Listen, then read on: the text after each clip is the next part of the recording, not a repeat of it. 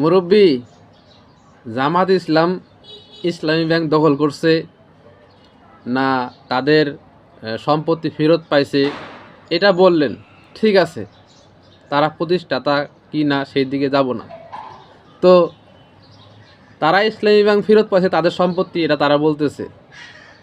কিন্তু জামাত ইসলাম যেটা অভিযোগ করতেছে চাঁদাবাজি করেন, তো চাঁদাবাজিটা কি আপনাদের সম্পত্তি নাকি যে চাঁদাবাজি ফেরত পাইছেন?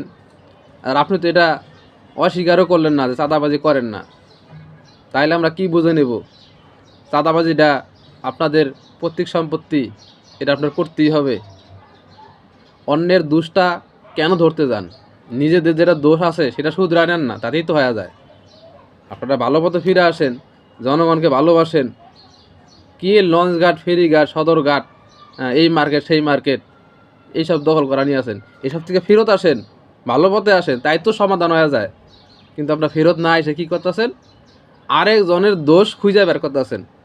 বাংলাদেশের রাজনীতিবিদের এই একটা সমস্যা, তারা নিজেদের দোষ কখনো শুধরাবে না, নিজেদের ভুল কখনো স্বীকার করবে না।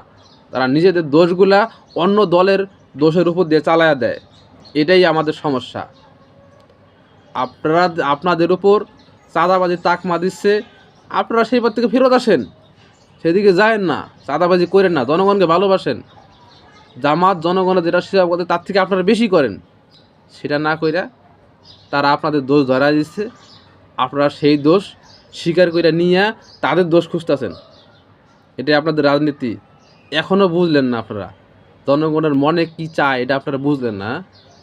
ভালো পথে আসেন। আমরা বিএনপিকে ভালোবাসি, জামাতকে ভালোবাসি, সবাই আপনারা সেবা করতে চান। আমরা যদি সেবা করার সুযোগ দেই, তাহলে কি এই যে ইল্লা চাঁদাবাজি করার লেগে সুযোগ দেবো? হ্যাঁ, খুবই তো জামাতের দোষ ধরলেন, তারা রাজাকার ছিল, তারা স্বাধীনতা বিরোধী ছিল। এটা আমরা শুনতে শুনতে ত্যক্ত হয়ে গেছি। এই বয়ান মাইরা আওয়ামী লীগ মেলা কিছু করছে, মেলা খাইছে। এই বয়ান মেরা তো কাম হবো না। আপনারা দেশের জন্য কী করবেন সেই চিন্তা করেন। সে চাঁদাবাজি তাকমা দিছে, ওই পথ থেকে ফেরত আসেন। আপনারা ফেরত না আইসা আপনারা ওইটাতে বহাল আছেন, আবার আরেকজনের দোষ খুঁজেন।